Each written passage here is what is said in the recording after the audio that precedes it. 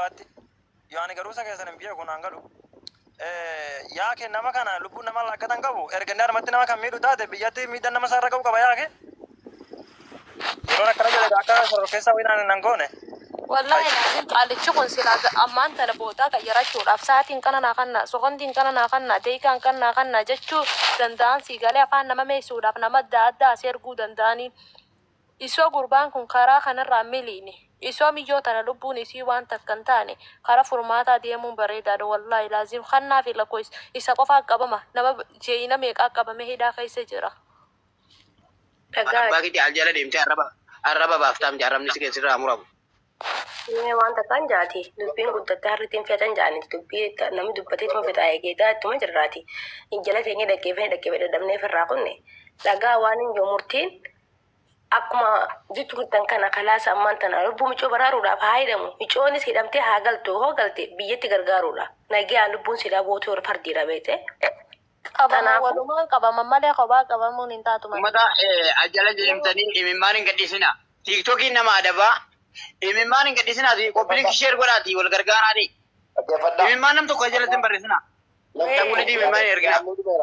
Yaani nume komeenti kuminaa jira komeenti kumuun jaalladhu maana akka barbaade abarreessu warra boo miyuutii godhaa bakka warra boo miyuutii godhaa bilookiin godhina.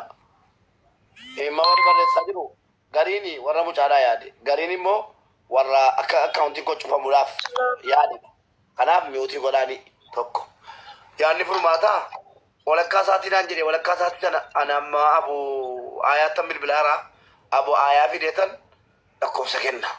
Isin wanni isin haasoftan asirra teessanii waan ummanni iqaamaa ummanni Oromoodha kutaa Dubaayin jiru Chaayinaa jiru inshaallah biyya duniyaa eessa yoo jiraatu ummanni iqaamaadha akka inni ijoollee Saudi Arabiyaa taphataa jiru warri irraa beektan warri waa isin irra ga'e olgalaa himadhaa dhaggeeffatu Oromoon waan iqaamaa Saudiitti nama godhu hunda dubartii gudeeduu dubartii mana isaatti galtee akka barbaade daffaraa jiraachuu fayyi waa danuudha waa danuudha bira jira isinitti yoom yookiin immoo ati nu dubbadhu jettanii sodaatanii siniifan dubbadha warri qaamaa wanni inni godhaa jiru waan tokko lamaa miti siniifan daraddara garuu asiin bilbila haasaaraan haalan mijeeffataan kana sana namichi qabamu dallaalichi qabamuu dhumateera walakkaa isaatiin naan jedhe isaan tokko guuteera dhumeera kansa garuu ummanni Oromoodhaa kutaa bakka bira jirtan ummanni Saudi Arabiyaa keessa jiru iqaamaa qabu harki caalaasaa parsantii 75 hattoota tokko shamarran iqaamaa hin qabne asfaraarree mana keessatti gudeedha qabadhaa kana yoo siin waa dubbatte qabsiisa shortaatti waame mataa jiraatiin poolisii nama qabu ofirkaa qabu poolisii nama qabee hidhaatti miskiina darbatu mataadhaan qabu birrii hawaalaa 7,000 10,000 15,000 fudhatanii iqaamaatti jaddadatu yoo ijoolleen maallaqa koo jettee gizee lamatti dabalte afaan qabachiisu maaliin qabsiisuu danda'u dhageessanii waa hedduu waan jarri shamarran keenyatti majuula keenyatti dhiiratti hojjetaa jiranu wallaahi bineensi bosonaayyuu hin taane warri qaama amma waan ila mubarak waa'ee talaa dhiisaa kanas waa'ee talaa nam tokko yaada kennaa kana booddee dur waa'een talaatii miti waa'een talaa dhiifne waa'ee warra waan jarri waan jiran waan qaamaan majuulatti amma mubarak ila mubarak waan hubadden qaba na dhage ila waan hubadden qaba irraa dubbadhaa gabaabsaa Buziati immoo nama yaada mubarak ila yoo mubarak amma gadi ba'ee waa'ee warra iqaamaa qabu kana yoo keeke way mubarak akkas nuun jedhee jenna inni kun inni feemisoota garaagaraa taa'ee jechuu fakkeenyaaf itti nama kaa'e ijoollee suudiitii sagalee taana ijoollee suudiitii akkas taana jedhanii itti si kaasaniiti sibiraa gargaluudha sibiraa miliquuf jetta saanuma wajjin dhaqanii firooma ta'aa jiranii saanuma wajjin dhaqaniituma hoteela takkaa keessa taa'aniituma bilbila takkaa si daawwataati sitti qoosaa jechuu gama asii bilbila kan kee keessa taa'aa achi immoo mataama wajjin nyaatan jechuu dhugaa sitti mane mubarak dhageeffadhu dhugaa walitti himna warra kanaa kana garummoo namu mataa wal beeka muqiima ganda ofii beeka boo namni ol waa dubbata anamma muqiima maallaqa irraan argadhu nin beeka abbaasaa haadhasaa maalummaa beeku malee ittiin argadhu muqiima matee jedheetuma lafaa fuudhee jechuudha maali yoo jettan namu akkuma kana atis akkuma kana kan Arsii kan Wallagaa kan Shawaa kan Jimmaa kan hundi keessanuu mataan namuu wal beeku malee yookaan immoo saahiba kan keetirraan barattu malee hin ergu. Gaafa ergite san immoo garuu ilaa gaafa ergitee gaafa si erge san dhageeffadhu akkaataatti si ergu qaba. Yookaan immoo baatii kana na eeggadhuuti baatii sanitti si kennaa siin jedheeti guyyaan kana sirra butuu barbaachisa dogongorsiisuudhaaf jechuu fakkeenyaaf. Gaafa sana immoo itti beekattee ofii kan keetii akkas taateetta waan ta'eef obboleettii tantee baraaruu qabda turaate jechuudha. Teesseetuma ammas irratti hin argitu kan biraa. Amma rakkoon deemaa jiru mubaarak sanii baramma. Yoo dhugaa kan dubbannu taate. Naa kenna namni kun akkasii namni kun nan kayyanu muxuwwaa wayiitii sheeka wayiitii jedhan amma jechuudha. No sheekummaan eessa jira har'a yeroo ammaa kana keessatti yaake. Namni immoo funyaan wal qabuu qaba. Muubeedha buze mee nama kana ollaa galchi nama irratti miishin godha kan ol galchime. Ol galchamee Muhammad kan. Muhammad Ahmed. Lakkoofsa tokko barreeffadha Muhammad Ahmed. Hin barbaanne nama kana. Dhukkee irraa kaafamu yaakiin nama kana barbaannaa. Muhammad Ahmed lakkoofsa tokko barreeffadha. Oromoo dhaggeeffataan tokko waan seetu.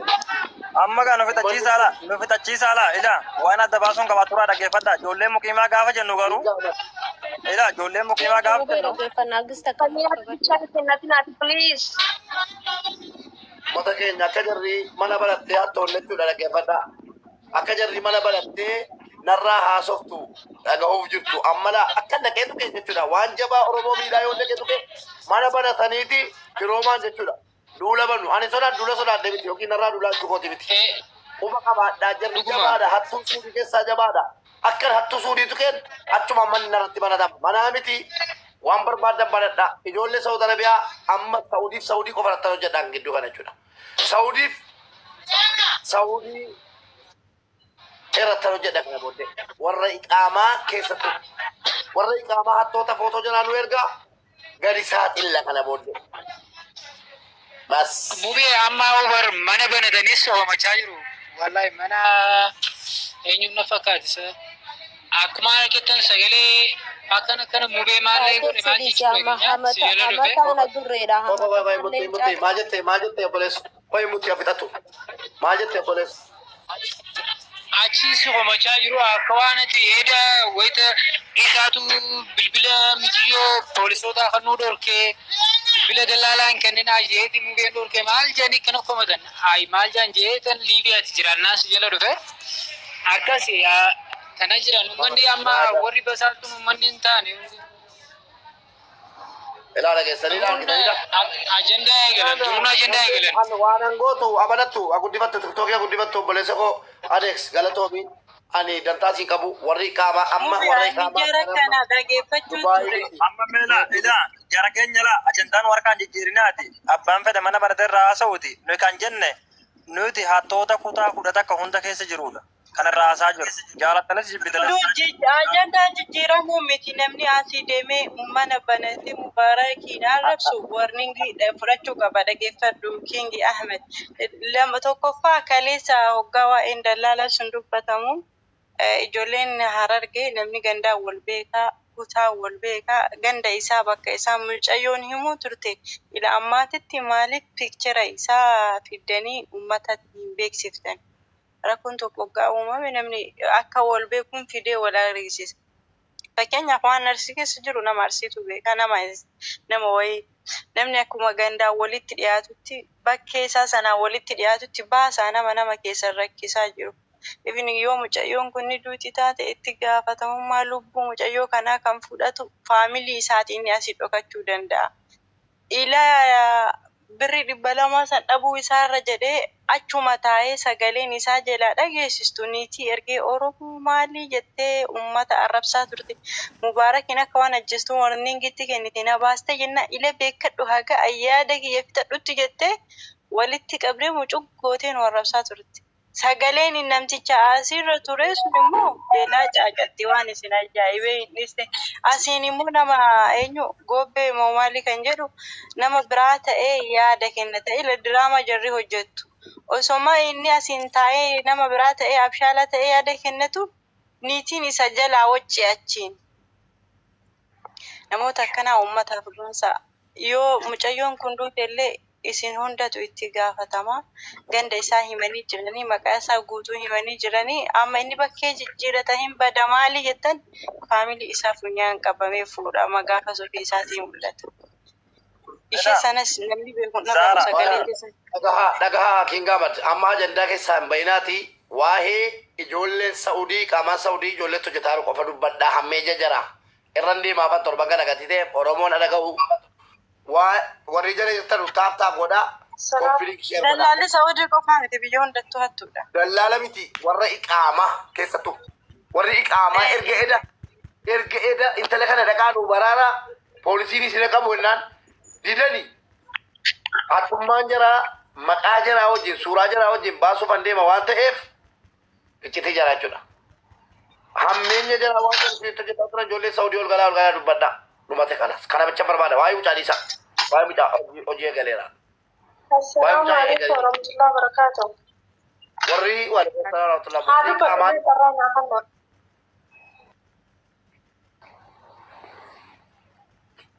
Dubbadhu qabaletti. Hidagama. Hidagama. Ani Suudiin jira. Akka nama tokkotti Suudiin jiraadha. Akka obboleettiin tun uummatii roofu jettee ajandaa micoo kanarraa nu qayyarina. Immoo kana fakkaatu waa'ee dallaalotii Suudii kana keessaa gartee ijoollee keenya godhaa jirtuu fi warri iqaamaa godhaa jiru gizee lubbuu micoo keenyaa kun baraaran sanbooda dubbachuu dandeenya.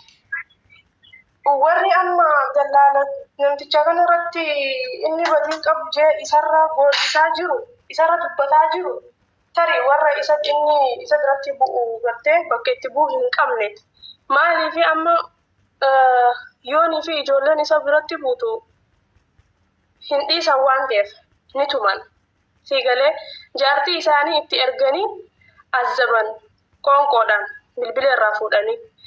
Ani baatii takka dura hin turre muciyoon ganda kiyyaa takka dalaga irraa buute nama dallaala asiinaa jiraanitti bas arabaan wallolti arabni miidhee jennaanii gabbuute kabar sumunii takka irraa hin qabne jechuudha. Mana ol naqanii bilbila irraa fuudhanii jechuu dallaalli jaartii itti ergee achitti azzabaa turan. Hawaalaa narratti dawwalanii hawaalaa irraa buusinaan jechaa turan. Innaa dallaallotiin Suudii kanaa warri gartee asiin waadiidhaan naajiraan riyaadiin dallaallotiin waan ijoollee keenya miskiina maatii ofii jijjiiruudhaaf biyyaa baate irratti godhaa jirtu. Ijoolleen Suudii takka takkatti beeytan. Maaf sodaattan? Maaliif haqa walii dhoysitan? Maaliif lubbuu walillee dhiiga walillee dhugeessitan? Dhugaa jirtu gabbaa haa dubbadha. Immoo ammaaf ijoollee muciyyoo ammaan tana lubbuu isheedhaa akkamitti akka baraaramtu hatattamaan irra nuugaa. Immoo tataanii walitti gayyaanaa ajandaa nu jalaan jijjiirinaadha. Akkamitti akka gartee mucoon kun nu baraaramuu dandeessu? Furmaata itti nuu laadhaan ja'a. Tataanii immoo itti gayyaanamu biyaanillee waan na bira jiru sii qooduu danda'a. Wasaappii kan kennaa kan nu dandeessa. Akkasii fixadhe inshaallah tataaniitiin walitti deebina. Ulfaadho baleetti keenya buzee nama dubbate yaada fixe buusaa deemaa boona amma sin yaada wal daddabarsaa waa'ee iqaamaa Saudii irratti marii godhaa waa'ee mucaa dhiisaan jedhan immoo waa'ee mucaa kanaas edaa kaafnee dubbannee kabaja kenninee fi kun amma Muniir mufatee as taa'anadha. Muniir kan inni dubbachuu duudee taa'anuu fi mufateetu edaa lakkoofsa kennaa poolisiitti jedhaa ture.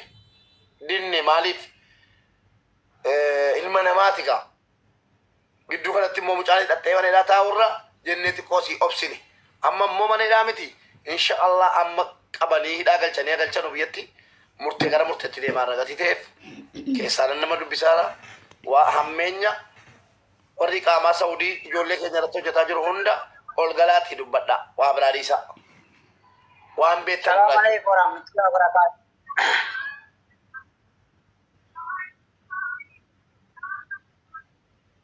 Dhagama sagaleen kee waan mubarak. Yeroo tokko salaamu alaikum. Dhaggeeffadhaa obboleeyyan kiyya. Wanti keessa warrees jirtus yeroo takka mee dhaggeeffadha. Wanni amma tarkaanfiin keenya lubbuu nama tokkoo dabarsinee kenninee lubbuu nama miliyoonaa baraaru kaayoon keenya akka ta'u qabu. Inni nu nama meeqa lubbuu baasaa jira dadaalli. Nama meeqa dararaa jira. Bakka Oromoo jettu tana nurraa dhaaba. Ilma namaa kan jiru nurraa dhaaba. Inni nama kuma tokko dararaa jira. Adda baafannee nimicha san ballaquu qabna. Xumurame nimichi san ballaqamnaan barnoota ta'a dallaala biraatiif.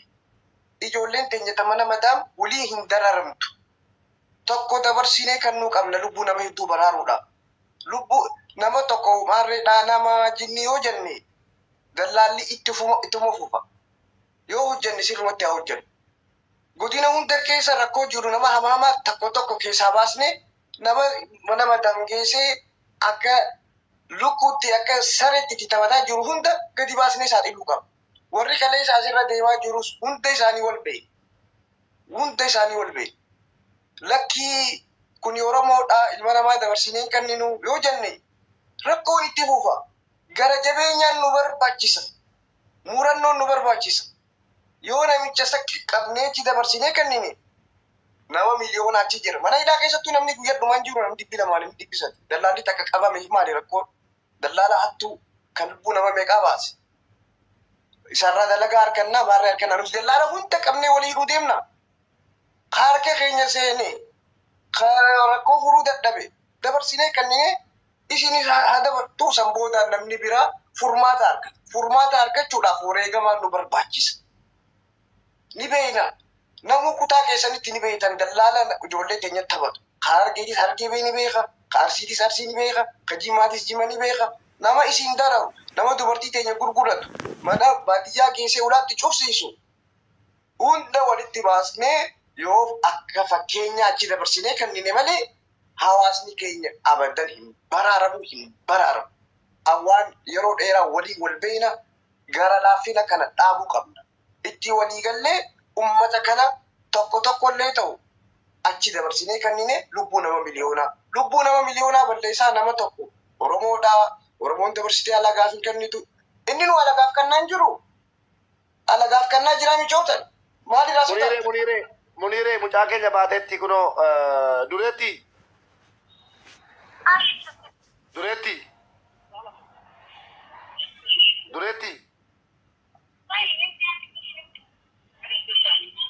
Halo.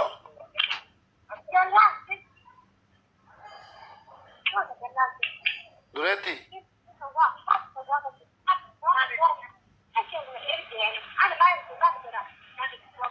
Maal jetti moo waliin taggaaru? Koy deebiseetti dabala. Deebiseetti bilbiliiti.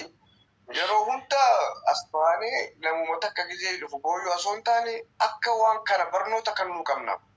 Yeroo hunda dhufnee halkanii guyyaa abollu akkas godhee deebinee maayii irratti akkana ta'a. Ammas deebinee tokko barnoota astamaarii gajaansan godhuu qabna. Kanarra walii galuu qabna. Yoo akkas hin taane za'aa 24 taanis dhufteetu mana madaam akkana na godhan. Taanis dhuftee najjeesuu deeman. Taanis dhuftee najjeesuu deeman. Jaa hin ta'u. Zara.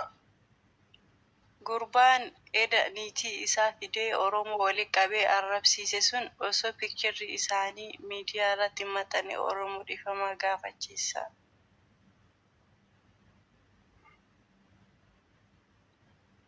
Abu arraba isaanii nuti hawaasaan noo jijjiira.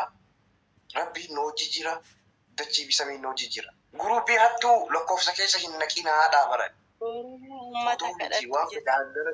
uummata kadhattu jette inni asirra jiru jala haasaa of bira teessisee namni nama saaxilumaa rabsamaa bara zaara teenya ammaluma footoo miti waan yani namni baalegeetu baalegeesiin jaamale namni arrabsa jettee yoo fudhate maaliif asirra dhuftaa'u attuu si arrabsitu atis hojii kee bilisa baasu uummata shamarran biyya arabaa bilisa baasu itti fufu. Akkasin malee humna arrabsiti. Attuu mana nabbanetti. dhiisi okkee kun onatti haa banatan footooti yaa garagalchan qullaa kiyyaa kun anatti ergaati viidiyoo qullaa kiyya qaama qullaatti ergee kun haa godhan ana footootti ergaa maal fidan nuti wanni barbaannu ummata bilisa baasu yoo ummata bilisa baasu ta'e arraba sodaatina duule wajji jirra ana itti gaafatamummaa fudhata mubaarik boonaas ana kuno ana rabsaa Iya malee naa godhi mutiin durallee dubbadheeti. Muwaan fiddan waan takka fiddan deema arrabsaa mana bana ana na arrabsaa kuno nutiitu mubaarik irraa difees irraa deebisa anaa jira waan takka fiddan hawaasa oromooti jira zaaraa jira boonaa jira nu jala yaa'uu qaba mubaarikiis dhugaa jirtutti himuu qabni waan tokko nu hojii deemuu qaba ejjennoo nu hojii fudhachuu qaba waan isa irratti dhufe mubaarik jechuun ana jechuun mubaarik boonaa jechuun ana eega koree akkas ta'an waliin arrabsamna waliidhaan injifannoo ummata kana qulqulleessin yoo ka sodaatan taateen dhiisaa oolaqaan hin sodaatinaa bakka akka gootaatti hawaasa duratti itti hima ummata kana dallaalaa hattuu kabachiisuu qabna ummata keenya ijoollee beemanaa arabaa yerootti bilbila jalaa kaasee mana jijjiiruu qaba nuti bitteen isaanii keessan seen rakkoon qabusa ni beeyna haa dalagatan garuu mana bakka fedhanitti darbaniis bilbilatti cufachuu abadanii fudhan hin qulqulleessina galboo maqaa dallaalaatiitu balleessaa jira kana walii galuu qabna ejjannoon teenya ta'u kana ta'uu qabdi muree Munir, assalamu alaikum warahmatullahi wabarakatuh. Waalaikumsalam warahmatullahi Obboleeyyan kiyya galatoomaadha. Ammoo beetis galatoomii dhimma kana kaleessa galgalarraa jala buutee hordofaa jirta. Akkasumas soorroonni dhimma kana qorataa jirtan galatoomaa Munirattis galatoomi. Homa silaa dubbatamuurraa dubbatamaa jira. Sagalee wayii garuu immoo beenu dhageessisee duuba achi deebi'ee ganni as deebi'ee muutu banatuudhaaf irraa dubbadha. Walumaa galatti obboleettiin keenya namni sirraa waan tokko dubbatu saaraadha. Natti fakkaatee jechi saaraallee jecha dhugaati. Garuu jechi saniin alattiin duraan dursee obboleettii teenya tana rabbiin haa baasu wanti nuti barbaannu nasbee namaaf baraaruudha. Osoo namni meeqa keessaa nutti dhaadatu osoo namni meeqa keessaa nutti barreessu mutu radhame namoonni kun dabareen dubbattanii. Nama meeqa inni fijataan kun eenyuuni jedhe yaa'aniitu. Gennoonni Itoophiyaa dhaqxee duutee walii gamtee birrii fidattee dhuftee asirra teessanii abaliyyaa sodaannaa qabetta sirraa sodaannaa maaliyyaa sodaannaa obbo ummatuma dhiiruma Itoophiyaa kana hojiin haa Obboleeyyan kiyyaa walumaa galatti inni buze nama gaafa ol baastuuti nama laalaa nuti nama arrabsuullee irraa hin qabnu dhimma nama arrabsuullee irraa hin qabnu. Namni wanti keessaa nu arrabsaa keessaa nutti barreessaa jedhuu fi nuti dhimma nama tokkorraallee hajaa hin qabnu. Obboleeyyan keenya kan miidhamtu miidhaa alaa baasuudhaaf maleeni waan biraatiif miti. Kanaaf walumaa galatti iyyuu nuti hadhalleen borulleen haqa obboleeyyan keenyaa barbaadu miidhama obboleeyyan keenyaa bira dhaabbachuudha malee dhimma nam tokkorraa hajaa hin qabnu. Keessaan nutti barreessanii keessaan nama sodaachisu. Kanaaf abbaan barbaade surree ofii suuqee sodaachisuu danda'a. Kanaaf dhimma takka hin qabnu. Walumaa galatti obboleettiin teenyas yoo baate jiratti baga rabbi sii baase yoo baatte haga dandeenyeen sagalee taanaaf akkasiin achi keessaa baatu. Kan biraa ammoo obboleeyyan keenya warri obboleeyyan keenya bifa riyaala 200 jedhanii obboleeyyan keenya gurgurataa jiran bifa hin taaneen irratti waan adda addaa irratti raawwataa jiranii akeekkachiisa kenninaaf jechuudha. Keessatti warra dallaala ofiin jedhu. Dallaalli bakka lamatti jira. Dallaalli Saudi Arabiyaa keessatti akkaataa lamatti qoqqoodamee jira. Tokko dallaalli isa naannoo gaaraatitti argamee kan shamarran miilaan deemtee dhuftu waggaa tokkoo fi hanga baatii 6-7 gurguratutu jira. Fakkeenyaaf mallaqa isiin achirraa dhufte san namni irraan kafallee fuudhee arabarraa waan waggaa tokkorraa hawwalatee yookaan hojii ajaan irraa fudhataa kan fuudhee gurguru dallaala akkasitti jira. Arabni haga mallaqa isiin san amata tokko san dalagdutti yoo barbaadde ajjeesuu dandeessi yoo barbaadde waan fedhe godhuu dandeessi akka nama gabaa bahee hoolaa yookaan lukkuu bitateetti itti fayyadamti jechuudha. Tokko karaa kanaan. Lammaffaa ammoo ijoollee shamarran ta'an ni beektanii warri waraqaa hin qabne ol deemee Riyaad Makka Jidda magaalota adda addaa bakka dalagaa irraa deeman kana keessa dalagaa deemu mana dallaalaa irraa deema. Dallaalli kun gaafa dalagaa ergu isaaf araba qofa bakkeessan beeka maleeni bakka kana jedhee dhugaatti himu. Fakkeenya uduu darra ergu yoo barbaade kun asuma naannoo Mariyaa akkana mutu godhadhu obboleetti. Kunoo naannoma Riyaad kana, naannoma Makkaa kana, naannoma Jiddaa kana daqiiqaa 10 daqiiqaa 5 jedhee deemsa yoo xiqqaatte guyyaa tokko guutuu makiinaadhaan uduuda irra asiin gara Oomaanii, asiin gara Dubaayii, asiin gara Kuweetii kana uduuda kanarra Saharaa kanarratti namni ergaa jiru osoo beeku dallaala. Kan inni biyyaa baasuuf lafeesii biyyaa baasuuf riyaala 200 jedhee obboleeyyan keenya. Obboleeyyan inni asirraa baasu kun rakkoo hedduutu irra gayaa jira. Gadi baasanii shabaabni Arabaatti taphatanii akka argi godhu fuudhanii baangaalii Hindiidhaa baadiyyatti fidanii akka barre wallaahi waan ijoollee shamarran irratti raawwatamaa jiru maqaa dallaalaatiin waan dubbatanii dhiisanii dhaati miti. Gadi baasanii irratti taphachuu akka barbaadan godhu Saharaa keessa geeffattee shabaabni Arabaa taree darbitee boodachi yoo gaafa geeffatan fuudhanii shaaraa irratti darbu kallattii kanaanis kan mul'atu dalagaan kun dalagaa dallaalaati. Karaa biraatiin immoo bakka Saharaa shabakaan hin jirre akkasumas nyaata dhugaatiin hin jirre nyaata dhugaatiidhaati miti bishaan gahaa isin dhiqattuu fi kadhuutu hin jirre fuudhanii Saharaatti lif godhan jechuudha bakka gaalaa re'eetitti. Achi teessee dawwalachuudhaaf niitorkiin hin jirtu. Gadi baatee akka ilma namaa akka dhiiraa deemtee Saharaa san keessaa bahu dubartiidha. Deemuu hin dandeessu. Rakkoo kanaanis miidhamaa jirti. Kan kana rakkoo kana miidhu eenyu dallaala nama biraati miti Oromoo koo. Quba qabaadha. Dallaalli karaa hedduun ijoollee shamarranii miidhaa jira. Kan inni biyyaasii baasuuf riyaala 200 qofaati. Riyaala 200 jecha osoo obboleettii qabu, osoo haadha manaa qabu, osoo haadha ofii qabu akkasitti biyyaasii baasa jechuudha. Kanarratti illee beekuun barbaachisaadha. Warroonni amma yoo garteetiin waa'ee dallaalaatu kan qalbiin boba'u kun jala kana taa'ee nama rabsu kun warra waan kanaan saaxilame. Nama meeqa beekna nuti abbo nama dallaalli biyyaa baasee achi buuteen dhabamti. Nama meeqa qabna namni dallaalli biyyaa baasee gaafa achi deebitu ulfa baatii 5 achitti fidanii shaaraa irratti darbanii ulfa kanaan gadi hawaasa gadi hin bahu jettee qoricha dhuydee duute. Nama meeqa beekna nuti beekaa gadi caddisne malee. Dubbachuus hin wallaalle barri hundinuu ni darba akkaataatti dubbannu dhabne malee waa meeqatu jira jechuudha. Kanaadhaaf shamarran miidhamaa jirti miidhamaa jirti akka gaariitti miidhamaa jirti irra guddaa kan miidhamarraan ga'e maqaa dallaalaatiin keessatti dallaala shamarranii osoo shamara taatu shamara nyaachuu osoo bakka beeytu 200 jecha irra guddaa shamarran dallaala shamarranii shamarratu erga biyya Arabaa kana keessatti. Maqaa shamarran shamara akka ofii gaafa fuutee baadiyyaa darbitee rakkoon akkanaa kun irra qaqqabu. Fuutee asii Saharaatti dabarsitee rakkoon irra qaqqabu. Bara asii wallaahi dallaala irraa fuudhanii baangaalii Hindiidhaa baadiyyaa geessanii barkaanii beeku quba qabaadha. Riyaala 200 jecha akkasii gurguratti. Garuu ni beekti isiin Arabaa walii galtee qabdi. Arabni fakkeenya gaafa timtu dhugaatti himte ati bakka kami kunoo ani bakka kanaa kana hayaa kootu. Isii ammoo maal jettee timte tarakkattee isii bira teettu obboleetti isii kunoo naannoma kanaami kiiloomeetira 10 asirraa kiiloomeetira 20 deemsa guyyaa tokkoo guutuu makiinaadhaan fuudhanii ciccilligatan rakkoon feete irra geettu bilbilachuu hin dandeessu warra dawwalachuu hin dandeessu isii dawwalachuu hin dandeessu miidhaan hedduun irra ga'ee yookaan achitti itti ulfeessanii yookaan waan isiin dalagatte baatii gartee haga warri achi haga bakka sana jijjiiratan ganda isaanii teessee bilaasha dalagaa gaaf fuudhanii karaa irra isii darban. Kun sababa dallaalaa irraan kan dhufe. Kanallee obboleeyyan keenya sirriitti hubachiisuu qabdanii jechuudha. Osoo miidhamni dhufee qaqqee hin qaqqabne, osoo miidhamni dhufee galgalaa ganama nullee iyyine nun eeyyisiifne wal hubachiisuun irra dansaadha. Akkuma san obboleeyyan keenya kallattii kanaanis waan tokko dabarfachuun barbaada. Obboleeyyan keenya warri maqaa dallaalaatiin maatii keenya biyyarraa ijoollee yaaftanii biyya kana fidaa jirtan akka waan nama biyya gaarii wayii nama fidaa jiru akka waan akka garteetiin biyya bilisummaa qabdu wayii nama fidaa jirtu rabbii keessan sodaadha. Biyya tana jechuun kan woroqaa qabuuf kan woroqaa hin qabnellee akka tokkotti jechuudha. Mirgi ilma namaa keessatti hin eeggamu kan osoo gartee kabajaa qabaate osoo mirgi jiraate osoo gartee seerri jiraate michiyyoo gaafa duraa dhuftee biyya kanatti duute gara biyyaa galti sunis akka itti jirtu waliin dhageenya jechuudha. Warri obboleetti teessan biyyaa baaftan haadhaaf abbaan. Warri dallaalli mijetti ta'e ijoollee biyyaa baasaa jirtan biyya Arabaa tuni akka duraaniitiin miti baddee jirti. As deemtuun isii miidhama isii malee faayidaan isii hin jiru. Ayiteettee dalagattee jijjiiramtee galte osoo hin taane as teettee yookaan reeffi isii galu yookaan ulfooytee asii galu yookaan badii wayiitti hin galuu fi yookaan gartee gadi ilma namaatii gattaatee asii galuudha malee biyya Arabaa kana keessatti dhuftee jijjiiramtee wanti isiin galtu takka hin jiru. Warri achi maatiin isaanii biyyaa baaftan warri biyyarraa paaspoortii baaftanii fi qopheessitanii tartiiba rartanii asoofaa jirtan kanas dhufeeyyuu asitti du'aa jira. Ani fakkeenya kallattiidhaan waan na mudatetu jira. Miidiyaa kanarratti hagam tokko haga humna kiyyaatitti namaaf hin dubbadha. Haga ofiif hin dubbanne.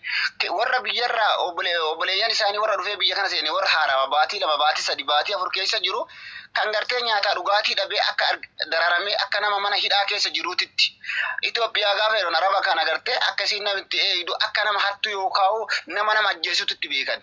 Akka nama saamuutitti beekan. Ni beektan ijoolleen biyya kana keessa jirtan maqaan isin dalagatanii maqaa Somaaleetiin dalagattan malee takkaa maqaa Itoophiyaatiin baatanii dalagatanii nagaan akka bobbaatanii galle ni beektan. Itoophiyaan kasaan beekan daa'ima ajjeefti, ilma namaa ajjeefti, nama hatti, nama saamti.